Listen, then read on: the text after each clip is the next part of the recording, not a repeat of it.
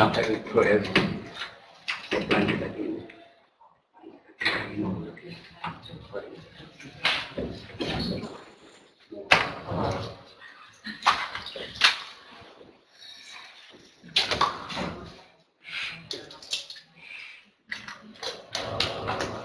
Okay, so we have a final on May 3rd.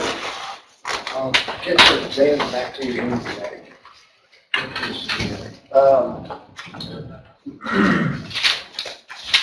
Let's see, reading assignment. I gave you a reading assignment last time for fractions. Can't remember. So I gave you reading assignments for response services. Well, fractions, you can read. Maybe you have this, maybe you don't. Cochran and Cox, chapter 6a. Giesbrecht and Gumpertz, chapter 14.1 to 14.5. And then Plackett-Berman design, you can read about 16.3. And then chapter 21 is supersaturated designs. I like those, but maybe we'll get to them, I don't know. Response surface design, the response surface methodology, you can see in Giesbrecht and Gumpertz, chapters 15.1 to 15.5 and 15.8. That's kind of what we'll talk about. And then in Cochran and Cox, well, we'll be talking about the whole chapter 8A. So that's kind of where we're going for the rest of the semester. So, are there any questions? Okay. Where we've been, the previous designs have been oriented toward experimental programs where they're fairly well developed. So, what I'm going to start talking about now are other factorial types of experiments.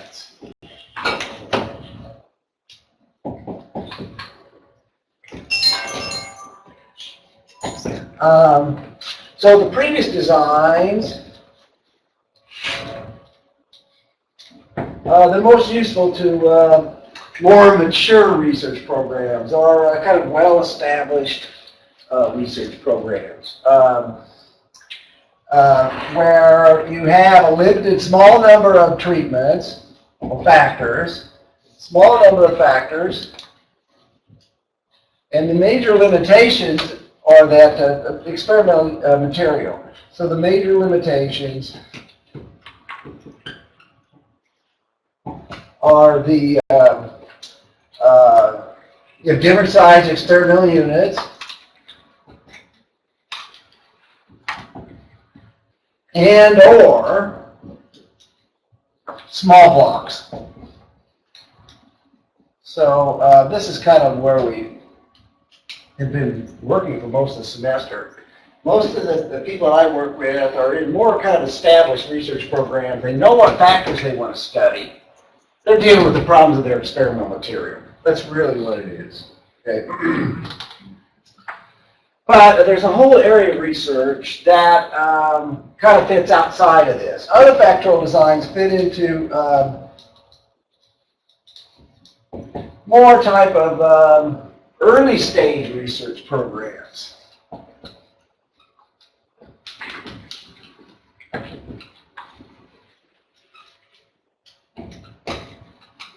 You know, when you're working on your thesis, you're not sure exactly what you're studying.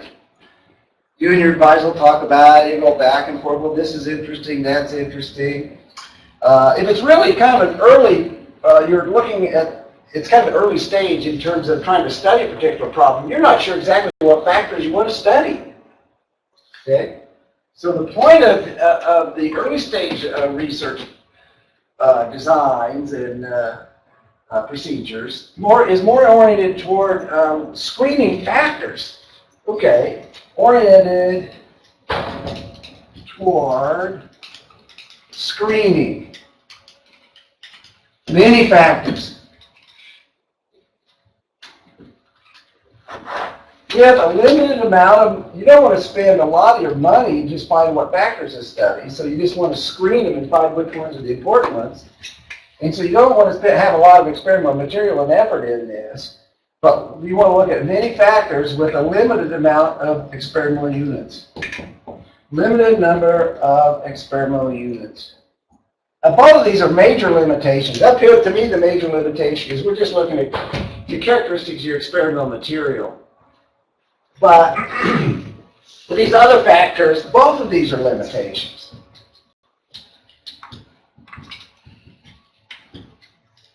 You know, I mean, you're not sure exactly what factors to study, so you try to study all of them. Okay.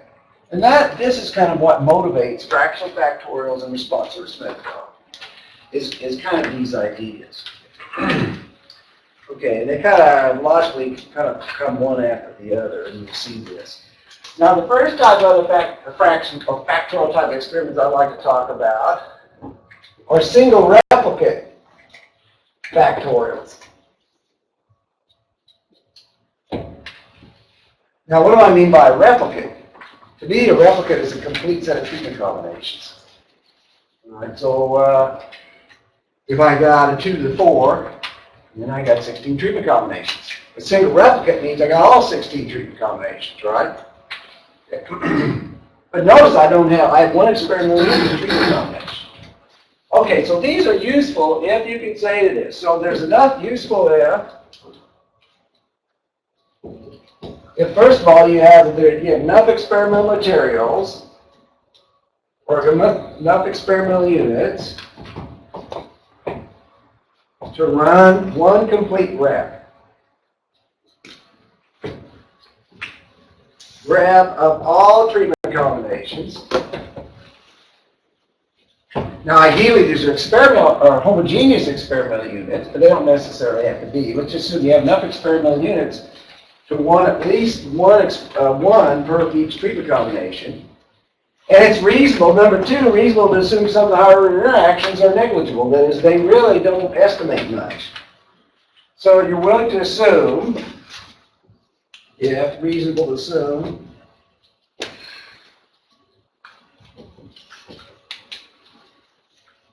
some of the higher order interactions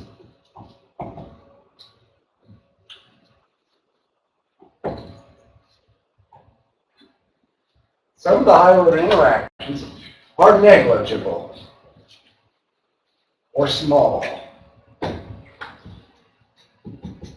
whatever that means, negligible. We can just kind of forget about it. Right? Now, we were doing this with confound factorials. How are we doing this confound factorials? We say, oh, well, maybe those interactions, we're not so interested in those. We're going to confound those with whole plot unit. Right? We're going to confound those with blocks. So we're not so interested in them. Same idea here is we're going to assume that some of these higher interactions are maybe not very important. We're not really interested in those, and we can just ignore them basically. But implicit in that is assuming that the effects are small. Okay, so how do I do that? Well, let's just do an example. So I got a 2 to the 4. 2 to the 4, so an example would be a 2 to the 4, a 2 to the 4 single rep. Okay, so how many experimental units? I need 16 experimental units, right? And ideally, they're homogeneous experimental units. If they're not, we can use the ideas of confound factorials to block this. Okay, we won't talk about it, but let's just assume they're all homogeneous at this time. We can block these things also.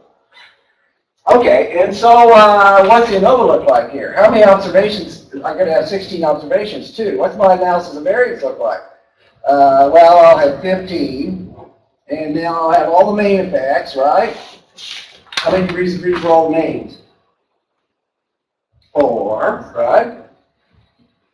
I'll have the 2 ways, because there's 4 effects, right? I got 4 factors. I'll have a degree of freedom for each one of those. Right? And how many 2 ways will be 4 choose 2? 6, right? 3 ways will be 6, right? See, 3 ways. 6. And then 4 ways. How many 4 ways are you going to have? Like, here I got my A and B and C, and D. Here I got A, B, A, C, B. Here's A, B, C, A, B. So how many of these do I have? 4 ways. 1. Okay. That's my notebook. Right? We know how to randomize it. Okay, you just randomize units to treatment combinations. Problem is, where's the error? Well, to make this an internally valid experiment, internal validity means that as long as you randomize, you got a valid estimate of error variance. That may not just apply to those experimental units, but you got a valid estimate of error variance. Okay? If it's not internally valid, you don't have an internally consistent estimate of error variance. So the reason we're assuming this is that if this is going to give us internally consistent estimate of error variance. So when I say some of the higher order interactions are negligible, if that's the case, what happens if I assume the 3-way and 4-way interactions really are very small? Well, if they're small, what does that mean? They estimate error. Okay? So if I put these together, and I could say, let's ignore these, let's just let these estimate error. Now what do I have? I have a pretty good test on all the main effects. I have a test on all the 2 ways, but strongly based on the assumption that the 3 ways and the 4 ways are negligible. That is, they just estimate error. So these estimate error is what I'm assuming. I'm going to assume these estimate error. Now, who decides that these estimate error? The statistician? Attorney. You decide, yeah. Okay, it's whether you're, you got so many things going on, I'm confusing all the factors. But right, I mean, the researcher will have to make the decisions themselves, right? Okay, now we can't use our data to go through and step through and do this. You need to know this beforehand. Okay, you really need to say, I'm going to assume that 3-4 interactions are negligible to begin with, and now I'm going to run this and just stick with it and then test that. The problem with not doing that is everybody and their brother can get a different error term, and everybody and their brother can make a different decision, right? So just be right up front. Say part of my hypothesis is the 3-4-way interactions. That's the assumption. Estimated experimental error. Okay. Easy, right? This is easy. So questions on this? I got a handout. I don't know if I need to write it all out. So how prepared are reviewers to understand and accept this type of idea? Well, all fair in science as long as you put it on the table. You know, scientific reviewers, it's kind of like law. It's like, if you got precedent, you say, just go read and box and Box Hunter and Hunter. That's a really nice, easy book to read about fractions and this kind of stuff. Just go read Box Hunter and Hunter. They'll talk about all these assumptions. They say you can't do this because it's unreplicated. No. We said explicitly, we're assuming these are small. Now, the reviewer agreed with you that these are small, to come back and say, yeah, those generally are really small. Well, fine, what you're doing, you're assuming that they're error. But the reviewer comes back and says, no way, those 3 ways are not small. I've got lots of information to say those 3 ways long. You could be wrong. And so what are you doing? You're fighting about your assumptions. That's what science is about. Put all your assumptions on the table and then everybody can argue about it. Okay? So scientific is its method. Put your assumptions out there, say how to do it, how we do it explicitly, what our conclusions are, and then they can argue with it. But you're right, in some of these areas, people are not going to be familiar with it. That's one thing I want you to realize. Look, these are new ideas to lots of areas, and I want you to encourage you to try to use them. Right? So these things are really helping. Other questions? Okay, well, that's an easy thing to do. What happens, so it's easy, strongly based on number 2, but what happens if we're wrong? I kind of alluded to that in my answer to Lynn's question. What happens if we're wrong about number 2?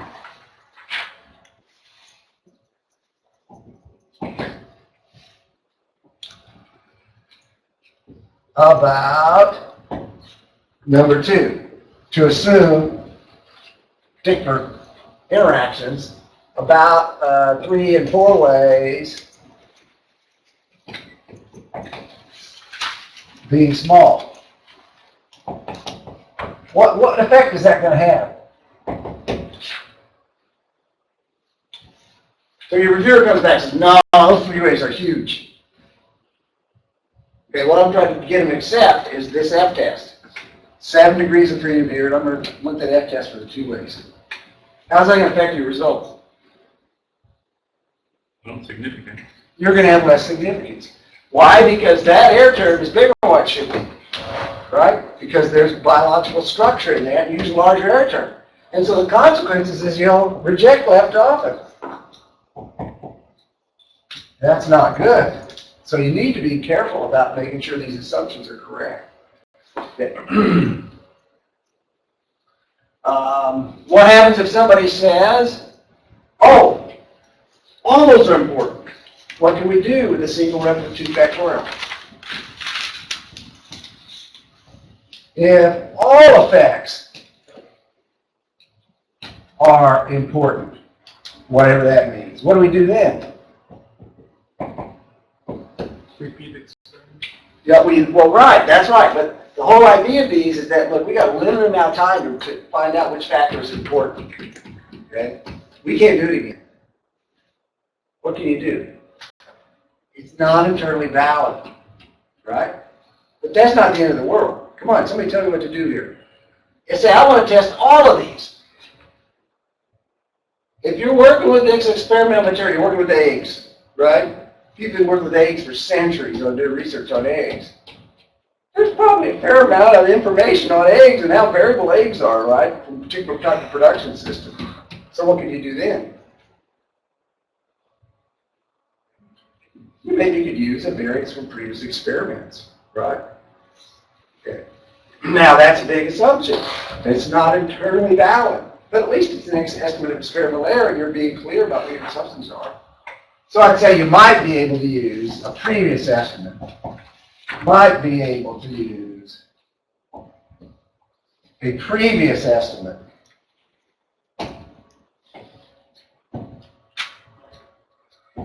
of sigma square from another experiment.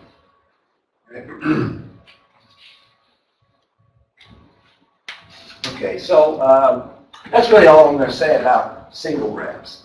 So there are questions about this. Everything's the same.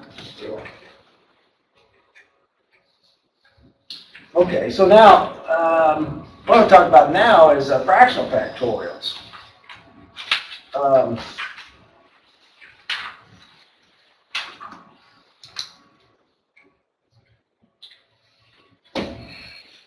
So it's going to be the same thing except y. Well, that's a full factorial, right?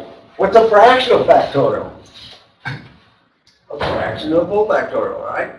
So we're going to take a part of a full factorial. Over here, I got 16 experimental units. What's a fraction going to be? Might be half of it, 8. Can we get any useful information? Lord, it's bad enough not having any replication here. Really, you got one experimental unit per treatment combination. Can we possibly get anything useful out of having, say, 8 out of the 16 treatment combinations? Well, right, we can. And that's the idea of a fraction.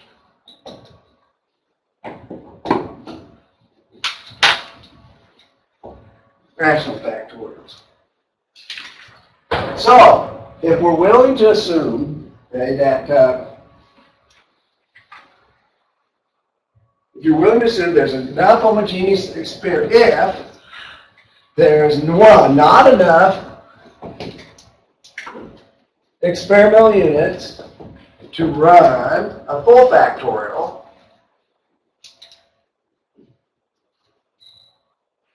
that is a single rep. Single rep full factorial. Okay. Or compound factorial. And some interactions are negligible.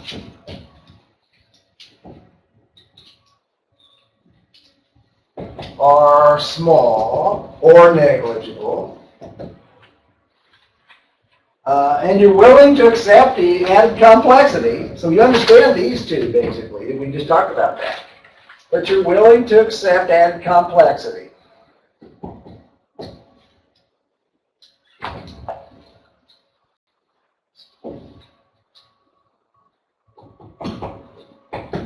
then you should consider fractional factorial.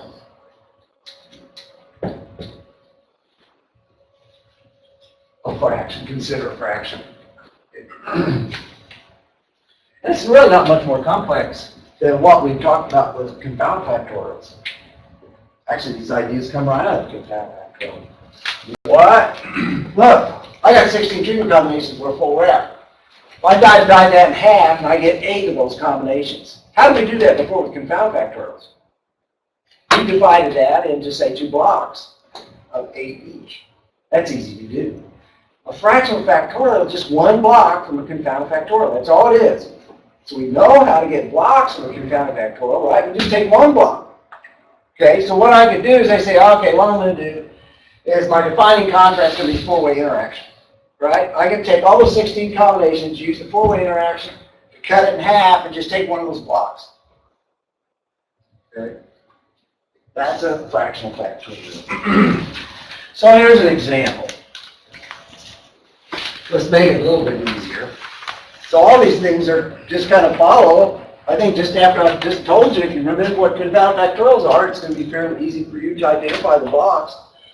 But we need to get into this complexity. And so I'll give you an example here. So the example, let's do a half fraction of a 2 to the third. And sometimes the notation here will be like this, 1/2 at a 2 to the third, or sometimes the notation will be 2 to the 3 minus 1. All those are different notations. You'll get half, you'll see it written that way, or you see it written this way, or you see it written that way. Okay, okay, so a half fraction of a 2 cubed. And let's say we only have 4 experimental units. 4 experimental units, assuming they're homogeneous. Okay.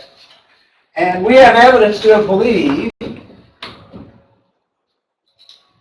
See, this is where it's important to respond to your viewers.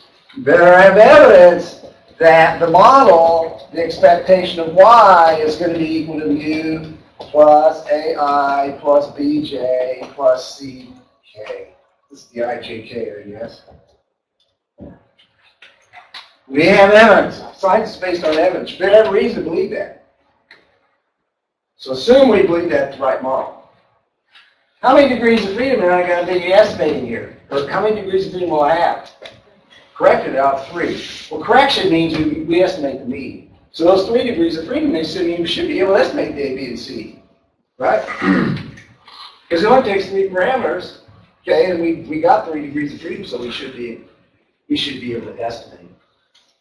Okay, so if we can do this, then we forego information.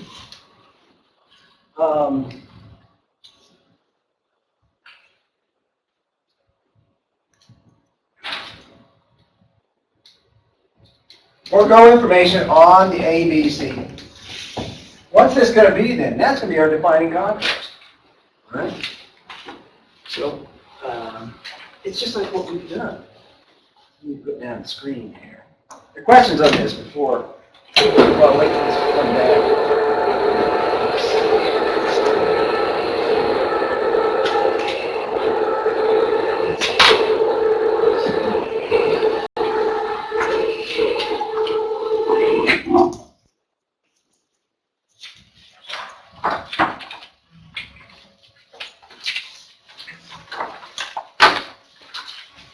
We shouldn't have to really even talk about this, right?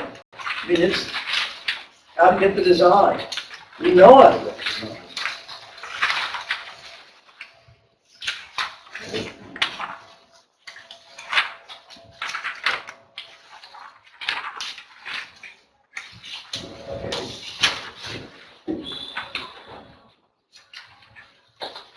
They're assuming the model. Let's see. Assuming the model is U equals A plus B plus C. Okay, here's all the A trig combinations using Z codes. What we did before. Here's the X matrix. What did we do before? We could just identify blocks by confounding ABC with blocks, right? That's all we're doing. We can identify three combinations of ABC equals -1. So it's going to be the first one, then it's going to be what is that? The fifth one, sixth one, and the seventh one. Okay? That's where ABC equals -1, ABC equals 1 is the other one. Okay? Everybody see this? We've done this. So there they are. In fact, when I first introduced confounded factorials, we did this one just kind of off the cuff, you know? So, well, let's make sure that we got within block information on each of the main effects. We did that. Each of the interactions. Well, we have all interactions. A, B. Yeah, all the two-way interactions are there. Okay. What are we losing? We don't have any information on A, B, C. Now notice, if I just take one of these, I absolutely get zero information on the ABC, because if I'm going to get information on the ABC effect, I need to have two levels. So if I just take one block, just one, the half fraction, then I'm totally losing information on the ABC. Whereas before, with the confounded factorial, we could replicate this whole thing a couple times, and we could get information on ABC and actually do hypothesis tests, right? Okay. Okay, so they're easy to get. So the question from this. All right. But here's the complication. I'm going to call this an augmented X matrix. Why augmented? Well, the X matrix for the model that we have is just this. Say so for the ABC equals -1, this is the X matrix for the model, right? Okay, U, A, B, C. When I say augmented up here, if this is the augmented X, what I'm going to do is add the columns with the A, B, C, the two-way interactions and the three-way interactions. Let's add those, okay? Yeah? Okay, now let's first look at ABC equals -1, which is the one here. Now look at C. Look at the column for C. You got -1, -1, 1, and 1. You can call for AB. You got -1, -1, 1, and 1. What does that tell you? What does that tell you about C and AB? Jamie? They're the same. So from a statistical point of view, what do we call that? They're confounded. So what that means with this design, that C is confounded with AB. Okay. Now let's look at the ABC equals -1 fraction. If you look at the ABC -1 fraction, C is confounded with -AB, right? But they're the same thing. It's just you take the minus of the AB for the ABC equals -1. Everybody see this? Okay. This is the problem with fractions. This is what's called aliasing. You're always going to get this conflicting problems with knowing, okay, I think I'm estimating C, but if I'm wrong about the fact that ABC doesn't exist, then I'm going to get a bad estimate of C because ABC is contaminated. Everybody see it? Okay. Okay, so there's complications with fractions. Not only are you getting confounding between these effects, in this case, the first order effects or the main effects are confounded with the first order interactions, okay, or aliased, okay. Not only they're aliased or they're confounded, it depends, the particular form of aliasing or confounding depends which fraction you choose, right? What was the two confounded on the second? Let's see. Okay, well you can see right here. Let's see. Down here, right? Right. Minus, minus, minus, minus, 1, 1. So they're the same thing. They're the same column. So if you try to estimate them, right? What about up here? Same thing, except it's minus, minus, that's plus, plus. But you go down here, that's plus, plus, that's minus, minus. So you can get one from the other just by taking multiply by minus on that, right? And just turn it and make exactly the same. So if I put this model in, say this model right here, if I try to estimate that model with my least squares and I'm wrong about AB being small, what am I really estimating? I'm estimating C plus AB, right? Whereas if I decide I'm going to use this fraction up here, okay, and I'm wrong about AB being small or negligible, and I'm wrong, then what I'm really estimating when I estimate C, I'm not estimating C, I'm estimating C minus AB. Okay. So there's this biasing in the effects if you're wrong about the assumptions of the model. And that's why it's so important is that you need to be able to justify, you have evidence to believe that model's true. Well, no free lunch. You know, you want to test a whole bunch of factors with a very few number of experimental units. This is the cost. You can get complicated stuff out of this. Okay, so this is all I'm saying down here. For ABC equals 1, that's the bottom one here. Column BC is, column AB is exactly equal to column C. And the way we denote this is C is aliased with B. Okay. C is aliased with AB. The main effect is aliased with B, or it's confounded with AB. Whereas if we go down here in ABC equals minus 1 fraction, then C is aliased with the minus AB. Okay. Okay, so questions on this? Yeah. So for block 1, A is aliens with BC, and for block 2, A is with minus BC. If we combine those blocks together, we should do. What happens? That's a good, right, that's a good observation. I only got 4, really. You're saying, oh, I go back and run another one. Which one should I run? I should run the other one. Right? Okay, so you hear what she's saying. The question is, say I only got 4 to begin with, and I find out I run that one first, and I find I get some more money. Which one should I run? I should run its complement, right? Because when I put them together, I have no aliasing. That's what you mean, right? Right, but what is it? That's a single replicable full factorial. And there's no aliasing of single replicable full factorial. So you want to always tend toward a full replica if you can. You see, if you have more money, then have a full replica. It's like the idea of a randomized complete block. If you can do a randomized complete block, always try to do a randomized complete block, right? So this is kind of the perfect situation. Right, that's what's called when they do sequential fractions. So lots of these things are applied in an industrial process where they can do one experiment after another. And if you're going to sequentially have experiments that are fractions, you want to run them in a particular order like this. So when you put them together, then you get more information. Those are called fold-over fractions. I don't know if I'll talk about that. That's a good point. Other comments or questions? Yes. Okay, so in this case, you have to assume that ABC is negligible, but also all the 2 A's, right? Yeah, well, right. So the ABC, it's clear we can't do anything about ABC, right? It's gone. We have no information. This experiment, we have no information on ABC. There's no, you have to have 2 levels in a column to be able to estimate that effect. We can't say any is 0. So that you have to be upfront about that for sure. But then the other assumption is that these things don't exist. So there's no effects of either one of those. Well, that's okay, then we get a good estimate of A, B, and C themselves, right? Okay? But then you can estimate the 2 A's. You can test for them. You can estimate them, but look what I'm estimating. I can estimate AB, but it's exactly the same thing as C. I can't separate. It's the idea of confounding. You know, like when I first introduced the idea of confounding, it's like I have 2 classes. One class I teach with PowerPoints, and the other class I teach on the board, right? And I want to say there's a significant difference between those 2 classes. I can't do it because, the students are confounded with, it's confounded, right? I can't separate these as instructor, I think, the example, right? Because instructor was confounded with the class, and so you couldn't separate the effects. It's the same thing here. We just can't separate the effects between C and AB. But we can estimate something. The problem is we don't know what it is. We can always get an ANOVA.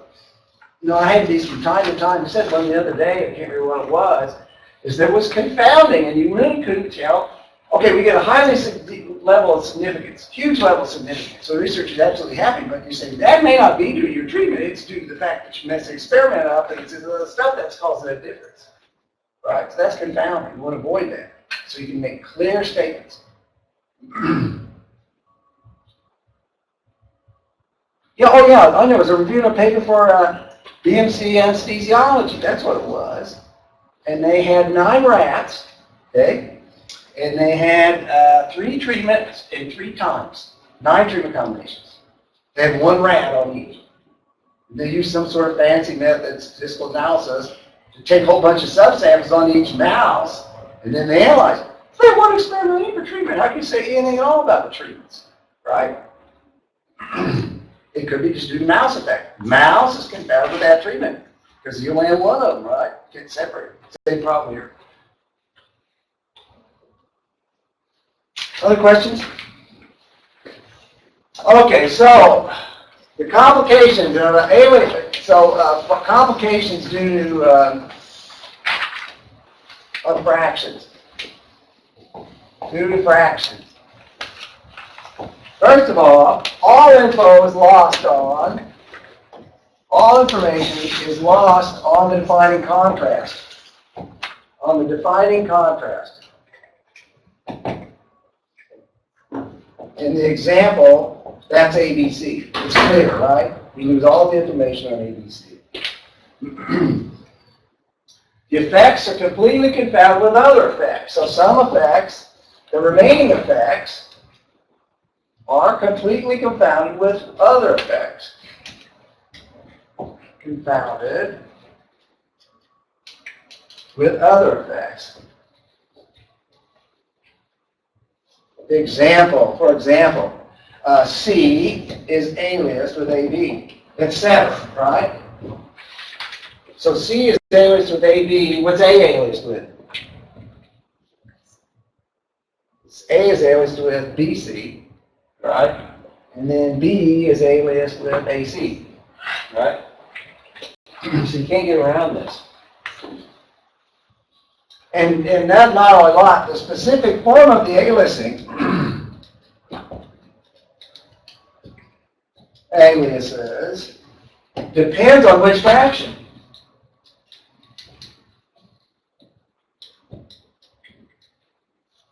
It depends on which fraction. Either I choose ABC equals minus 1, I get a particular aliasing. And C is aliased with minus AB. If I do ABC is equal to 1, I get C is aliased with plus AB. Okay? So it depends on which particular fraction you use. Okay, so I think, the ANOVA, one final thing. What does the ANOVA look like for the X matrix for the ABC? If I just get the X matrix and get the X prime X, I can use least squares on this. And I can estimate the ANOVA that looks like this. Right? So when I say, number 2, the effects are completely confounded with others, that's what I'm saying right here. When I estimate the main effect of A is not necessarily being estimated by itself, it's estimated also with the effect of BC. Okay? And so on. So when you do an ANOVA, there's other things involved, so you got to be careful about that. As long as you know about it, then it's no big deal. Okay, other questions? So why wouldn't you have 2 degrees of freedom then, instead of just 1? Here? We just have one column. Right, think your least squares. Okay, there's my X matrix, right? I can only estimate one parameter for each column. Right? So that's 1 degree of freedom. Right? That's why just 1. There's only 2 levels. It's like number of treatment levels minus 1. Well, I mean, like if you're confounding A and whatever is there, A plus BC, why couldn't you have 1 degree of freedom from each one of those, making up the... Because to do that, you're going to have 8. And we got 4. This is a fundamental concept with our data. We can get huge amounts of data. Just because you get the data doesn't mean you can estimate everything you want.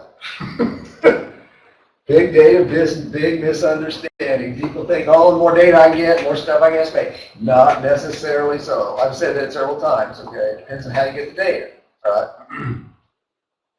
Okay? All right, how can we I need a general rule. I'm going to think this off now. I need a general rule to get aliases. How to get aliases in general.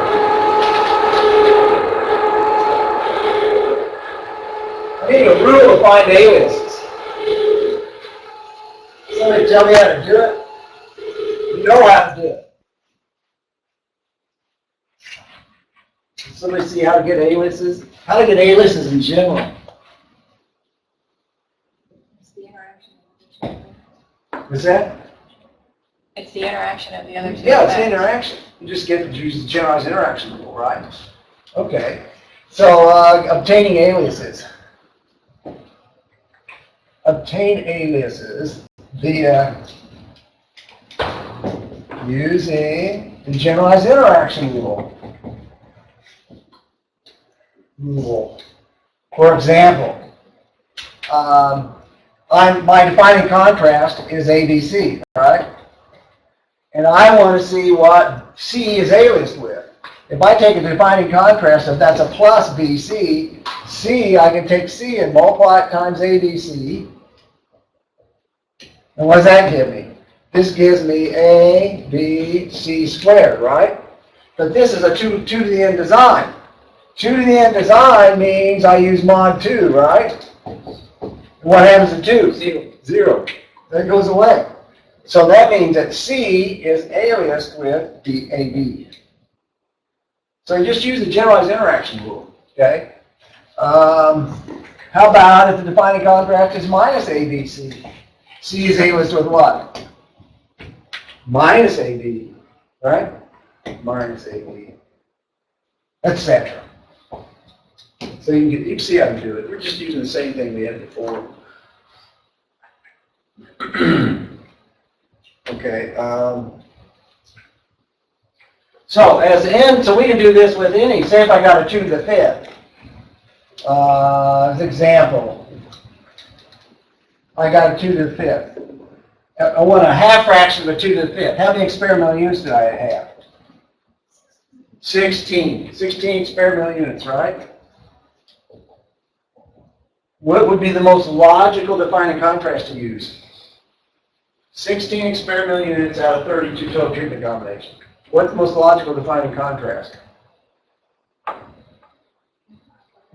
It's just like without factorial, right? We take this whole 32 treatment combinations, cut it in half.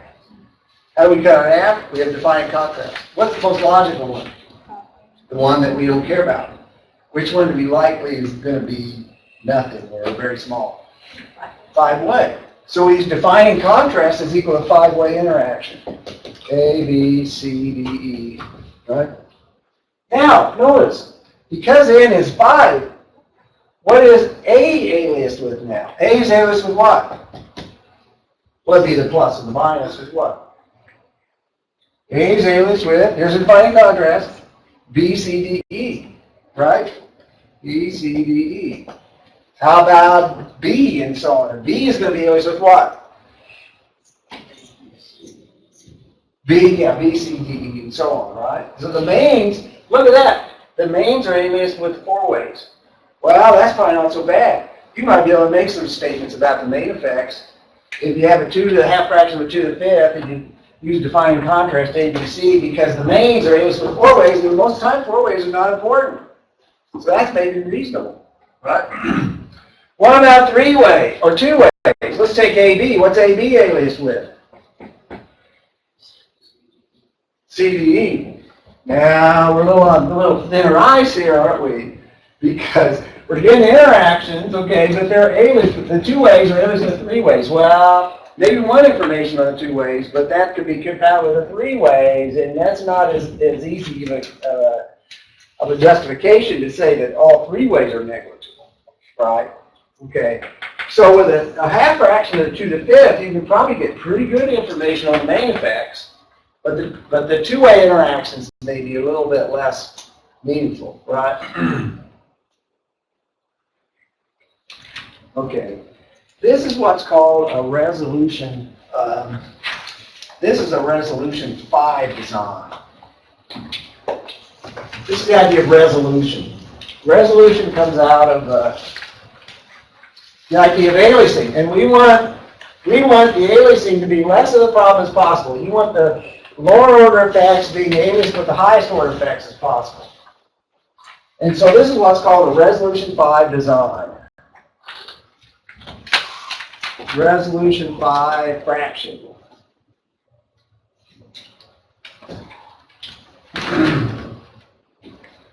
And what does that mean? A resolution is just the number of letters of the small undefined contrast. is the number of letters of the smallest defining contrast.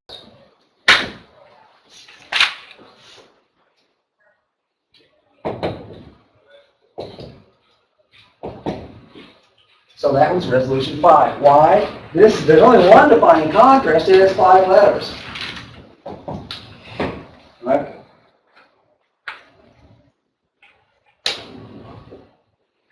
Okay, so if I got resolution 5, then what does that mean? That means if I got A, B, C, D, E, let's go and do this. Resolution 5, if I got a defining contrast of A, B, C, D, E, then that means A is aliased with a 4-way, right? If I got resolution 6, then I got A, B, C, D, E, F, right? And that means A is aliased with what? A 5-way. B, C, D, E, F. So resolution 6 is good, okay? But you have to have 6 factors, okay? What's a resolution 4? Well, if I have A, B, C, D, then A is going to be aliased with what? B, C, D. The names are aliased with the 3 ways. But, resolution 3, which is the one we had with the 2 cubed, half fraction of 2 cubed, where I had A, B, C is the resolution is 3. I have 3 letters in the smallest defining contrast. That means A is aliased with B, C. So this was the 2 cubed. Okay? When I had the 2 cubed, I had that as the... So resolution is important. So when you see people talking about fractions, if it's a high level, you say resolution 6. They say resolution 6, fine, you probably accept the main effects. And they didn't say about the main effects in 2-way interactions. All they did is just say resolution 6. You gotta know what that means, you know. And so it's like anything in science, I guess.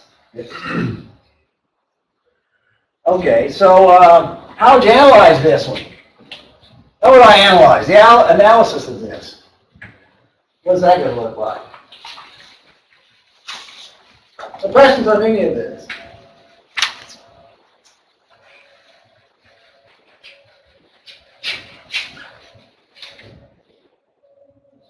Well, we're just going to use ANOVA again. Let's see, so it's a half fraction of a 2 to the 5th, and the source of variation will be, let's see, I'll have 15, right? Okay, and I'll have the mains, and that's 5, right?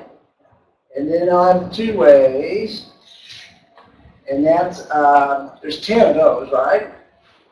See, 5, choose 2, 5, yeah, 10. Oh, but I have the 3 ways. I'm in trouble again, right?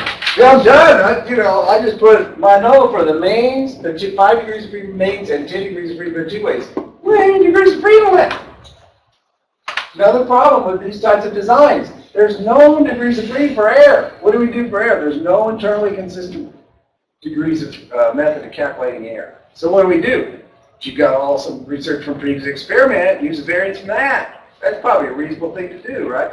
I don't know why we don't do more of this. It's using information from our previous work. That can really cut back a lot on the work we're doing now. We can analyze more stuff and more things. We kind of chain those variances along. Use the variances, that you see what I mean. These are augmented designs have become much more popular in plant breeding and in agronomy because of that type of problem. Okay, we're basically using the air report. What do? I want an internally valid method of estimating air. What do? If I can't get a variance from someplace, what do? My only choice is what? Just check some of the 2 ways. I might be able to say, oh, I know the AB and the AC and the BC, those things are never going to be significant. I know that. I've seen that in my past work. Well, fine, then use those particular effects and use those as air. You might say, oh, well, I know the BD, that's really important. That's what we're interested in. Well, fine, use your knowledge about which of these things are going to be important, to actually do the data analysis. Your decisions are not made in a vacuum here, right? Okay, so I'd say, could use external estimate. Sigma square, if it's available, okay? Or you must make some sort of assumptions about the two ways estimating n.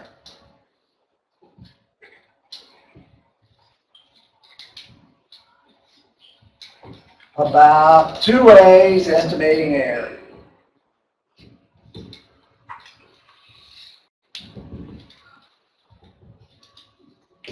Now, what is this telling you? It's telling you, these are screening. I'm calling these screening designs. What is it telling you? It's saying that, look, we can't estimate error very well. Well, why? Because we're not replicating it, okay? But that's not the most important thing in the early stage of a research program. We want to find out the ones that are important. Well, we could just not even test any significance. We could just estimate these main effects, and some are going to be huge. The others are going to be small. Well, we don't even need to do test the significance. You say, oh, look, it's A and C. Those are the real huge ones. All the rest of them effectively zero. Well, then you've got A and C to go on and do the next stage of your work. Okay, so with these kinds of designs, the testing significance is really not that important. See, the emphasis is really more on just estimating the effects.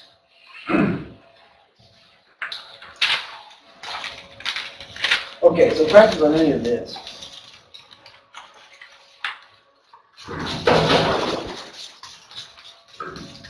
Okay, I've got a question. yeah. So if you, I mean, when you say to use the variance from previous studies, but I mean, I feel like we're always trying to improve and use different treatments that are advancing the technology that you're testing. So how can you use a previous variance that did not incorporate those new technologies into a new study? Well, right. I mean, yours working with Martin Rhodes on eggs. I mean, what is she doing? Well, she's sticking with this, what is it? Atrazine nitrate, those poor embryos, Right, people haven't done much work on that, but they've been sticking them with all other kinds of stuff for a couple hundred years. Right? There's a lot of work that's been done on embryology in chicken eggs. And so probably you could find something that's not too different. I mean, this is almost a model organism you can use for pollution effects. So you could go to previous work and find some of the variances and say, look, these are eggs and they're treated in a similar way, and I'm making an assumption here. But again, it's all fair. You put all your assumptions on the table. They can argue with it about it, right? Okay. That's what you have to do if you're going to use it as a variance from another experiment.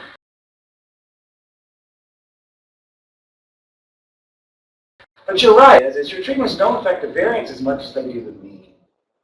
You see, and that's kind of an implied assumption here, is that they're using totally different treatments, and that's going to have a totally different variance. Right, but it mostly affects the mean difference, not so much the variance. Okay. All these things are basically just trying to make statements about the means. We ain't talking anything about the variances. When you get at genetics, the whole focus is on variances and genetic variances, primarily. Other questions? Yeah. How many degrees of freedom do you need for the estimation? Well, I mean, Roger Mead, the guy really respected, spits back with him. He said you ought to have at least 4 or 5 at least, maybe 6 or 8. But you know what he also said on the upper end? He said you're wasting your time if you have more than 20. And that's interesting. And I think you people should worry more about that. How many experiments have I seen that out? 595 degrees of freedom for error. You can't. Roger Mead said, you waste your time, you got any more than 20. He got 600. You can change the world by thinking about these things, but what that's going to force you to do is redo your designs. Okay? It's hard to change science, and that's what a lot of statistics is. It's kind of traditions that people use. Does that answer your question? Yeah, so at least 5 or something. No, I said that, in fact, with the estimating variance components. I want at least 5 degrees of freedom if you're going to consider an effect to be random, right? Because you can't have any hope of estimating any variance with fewer than 5 degrees of freedom. It's the same kind of thing, right? Other questions? Okay, now we need to make these smaller. We're going to take this to the nth degree. Defining contrasts and aliases in defining contrasts and aliases in 1/2 to the m fractions. What's m? It's the same thing, isn't it? M is the number of defining contrasts, just as we had before with the compound factorials. And of course, the idea here is use the generalized interaction from confound factorials. Okay, so for rule 1, for a 1/2 to the m fraction, and you'll understand this in a minute, 1/2 to the m fraction, there are m chosen defining contrasts. There are m chosen m defining contrasts are chosen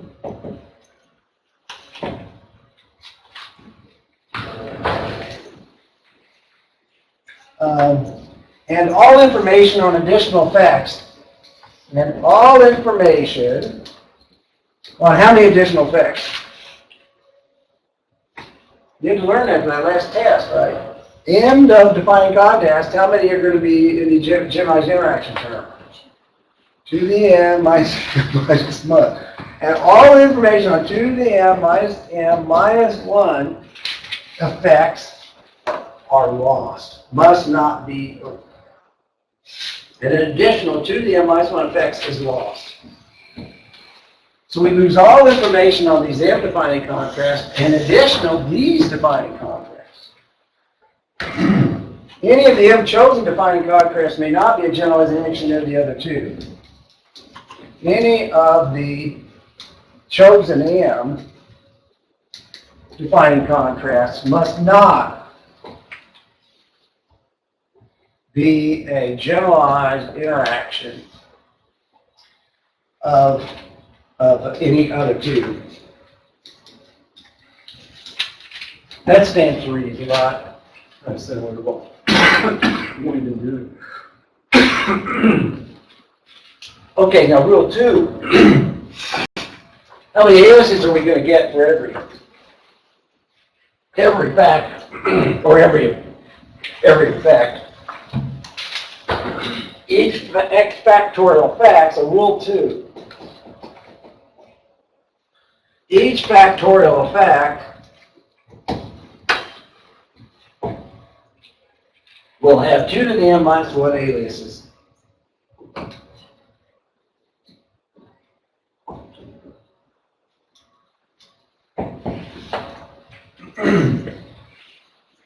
So let's do an example.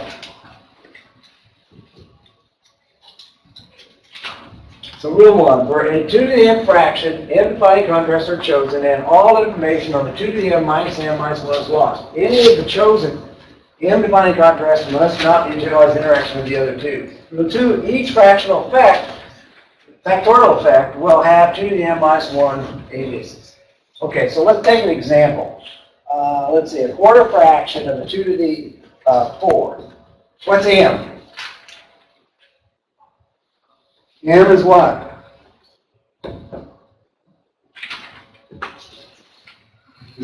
M is 2, right? So what is this? This is a 1 over 2 squared. That's 2. M is equal to 2, right? So M is 2. And so how many additional effects are there? So I'm going to lose information on 2 effects without any doubt. How many effects am I going to lose information on the remaining? 2 to the 2, which is 4, minus 2, and minus 1 is 3. So I'm going to lose 1 additional piece of information, or fact, right? Plus, so I'm going to lose info on 2 effects, plus 2 to the m plus 2 to the squared, plus 2, minus 2, minus 1, which is 3 more. 1 more.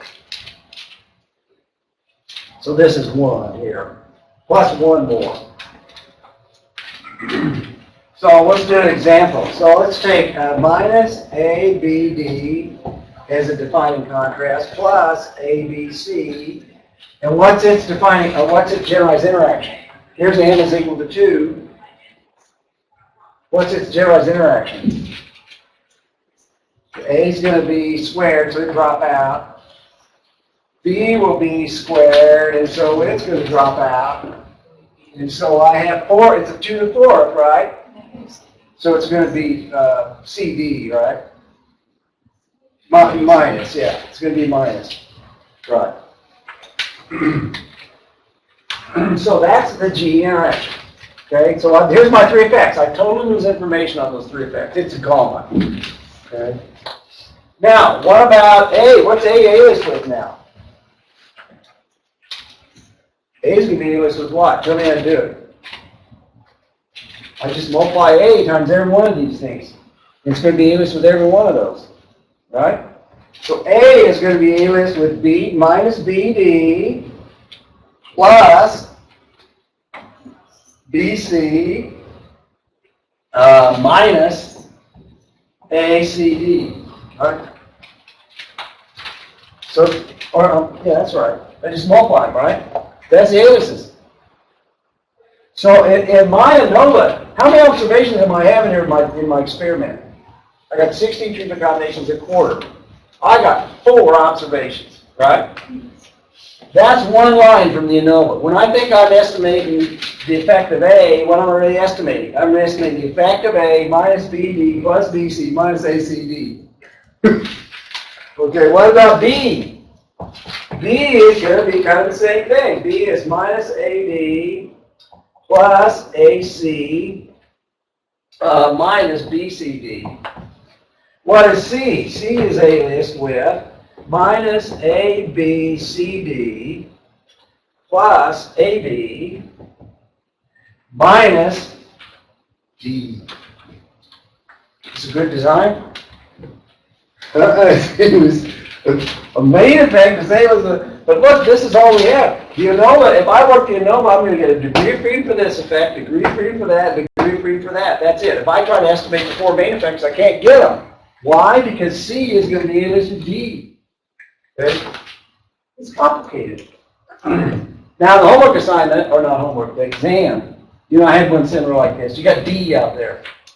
Okay? It was main effect. Most of you got that, got close to it. You know. Some of you made mistakes on multiplying exponents. I think you saw the idea. If I see that idea, you don't want to experiment with a main effect the same as with another main effect. Okay? Okay, so let's maybe give you an exercise here. See if you can do this. I'm not going to have to turn it in. You should be able to see that when I do this, every effect ought to show up somewhere. Now notice over here, how many effects am I going to have? I'm going to have 15 effects in this ANOVA, right? Somewhere. I'm going to have 15 effects. I got 3 of them here. There they are, right? And how many here? 4. 4 is 12. Or that's 12 plus 3 is 15. Notice when I break this out, every effect is represented. So I can take and represent every effect somewhere. I know where it is. It's complicated, but I know where it is. I can fish it out of there if I have to, making some assumptions. Everybody see that idea? So an exercise. About an 8th fraction of a 2 to the 5th. It gives what? It gives 3 defining contrasts plus 4 more. Right? And so use, let's see, minus ABD plus ABC and DE as defining contrast. And get the generalized interactions and aliases of all mains and account for all 31 effects. So get the generalized interactions and the all aliases of the mains and account for all 31 effects. Everybody see what I mean? I'm doing the same thing over here. I've got 2 defining contrasts and I guess generalized interactions. So I want you to get the generalized interactions and then do this kind of thing with the mains and then count all those effects to make sure you see all 31. So they'll be in there somewhere. And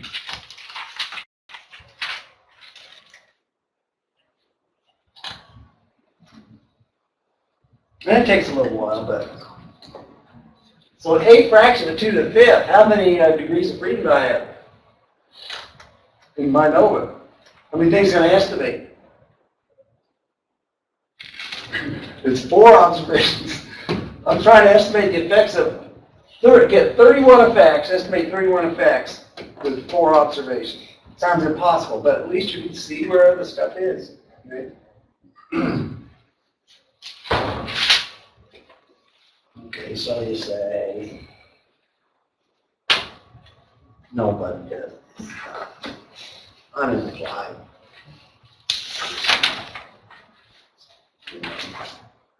Now, I want to disagree. Like our president said, wrong.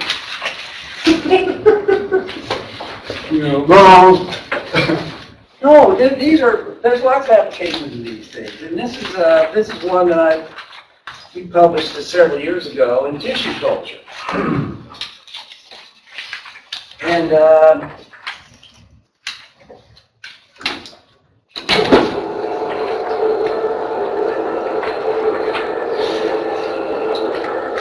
this problem was tissue culture. I don't know what tissue culture is. Some of you take a little piece of twig from a plant, you know. They call that an explant. And then they'll put that on some sort of chemical to try to get the plant to develop certain types of cells.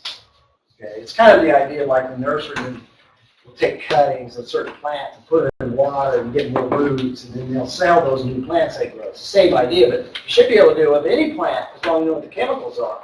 We should be able to do it with our finger. You know, salamanders grow new tails like they would do with their fingers and stuff. You people are going to solve that problem. I really think they're going to be growing ears and hearts and stuff one of these days because we don't know about this stuff. Okay? So anyway, it's a similar thing. They have tissue cultures like stem cell research and stuff. So I keep thinking these ideas should be applied to stem cell research, but I haven't seen anybody do it.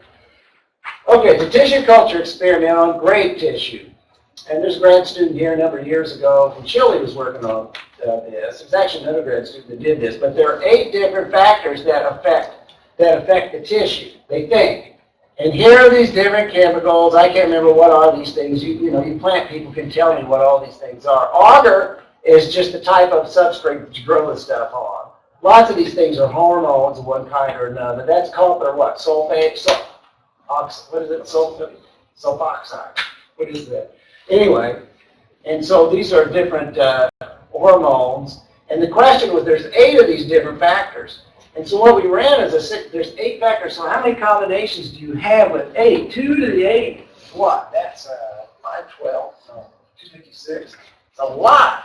That's our single replicate. There's no way they can do 256 of these things. Okay.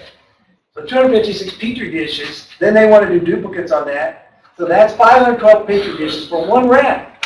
Okay? Good. So they want to figure out which of these factors are the most important. Well, look, you can do this by hand, but you use FactText to do this. Okay? SAS really easy to do. You can do this with OR. I can't remember what the function is. Okay, and so what we're going to do is we're going to have a design size of 16, and which would be quarter fraction or 8 fraction here. The resolution is max. You understand what resolution means? That we want to have the mains being aliased with the highest order interaction possible. Then we'll identify the aliases. Okay.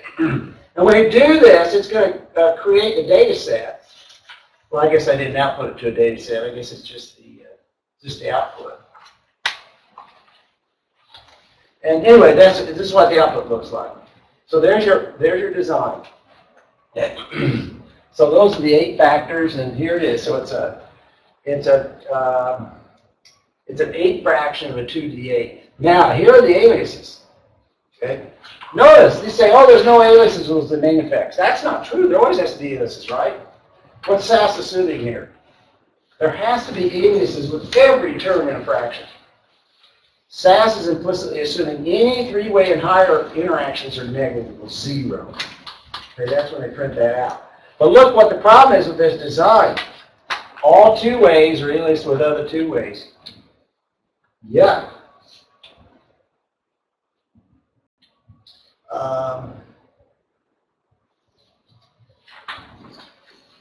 If you have questions on this. So these are easy to generate. It's hard to run them. You gotta understand them, that's hard. Then you gotta run them, that's hard. Then you gotta justify them, as Leo was saying, how do you justify these? That's sometimes hard. SAS puts out a little different.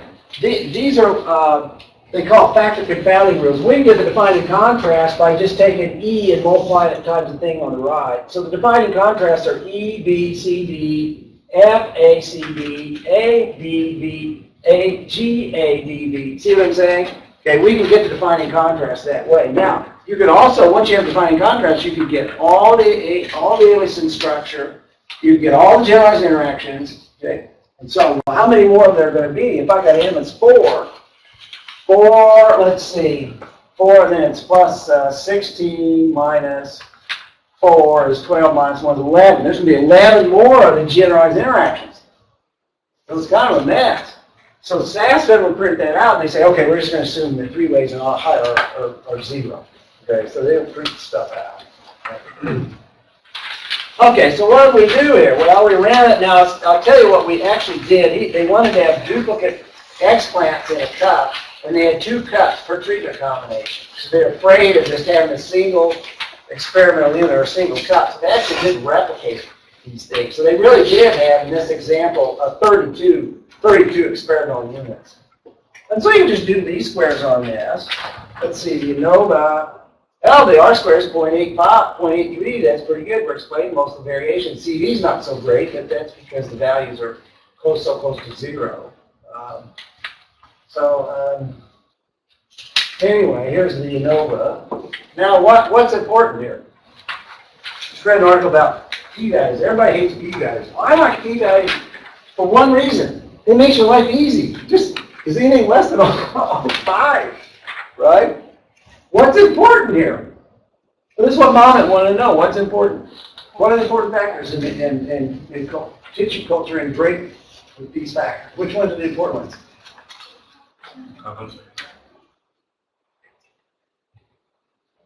What is this? That's the only one, right? Filter by VA. Oh, Cultivar, yeah.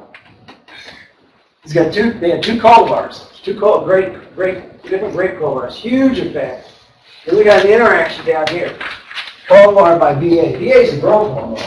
In fact, they use it for the herbicide, I think, right? You know, put too much VA on and the plants try to grow too fast and they die. So what that's saying is that there's probably some interaction of cultivar with that. Now you got to be careful. Should I interpret that to be real? It's A-list, right? So I can't remember which one cultivar is. Cultivar was C, maybe. I think cultivar was C. But oh, well, right, okay.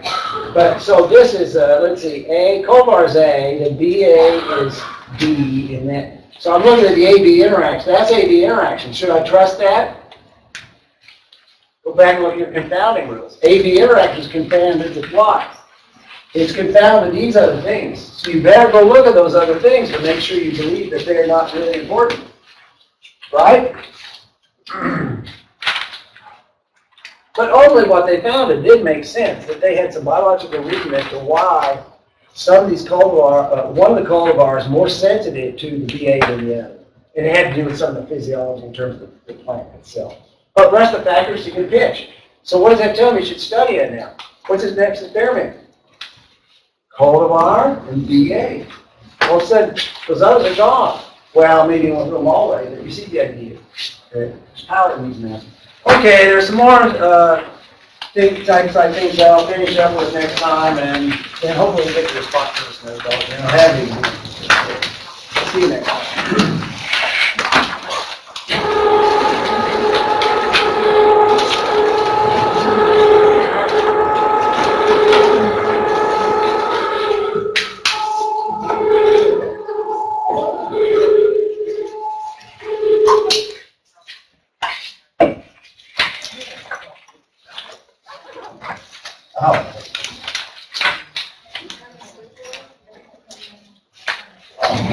This is due today? Okay, that's right. Thank you. What are you turning your homework aside? I'm just getting ready to do. Oh, okay, great.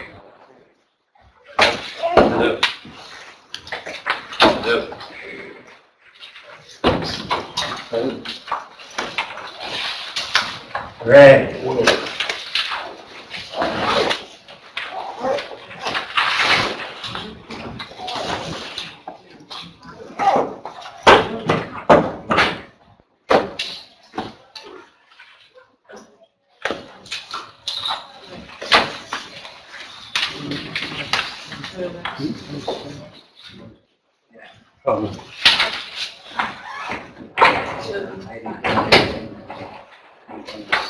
Missed. Now I will not be here. I will try to do it.